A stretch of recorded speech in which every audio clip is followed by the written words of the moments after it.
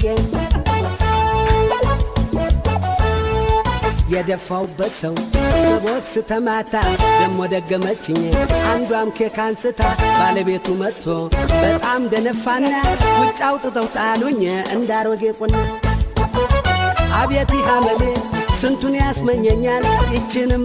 ይለኛል ያችንም ያምረኛል ካላየው ያመኛል ማየት አመሎኑ አይኔ ያስጨንቆኛል አይኮበሌ ክፉ አመሌ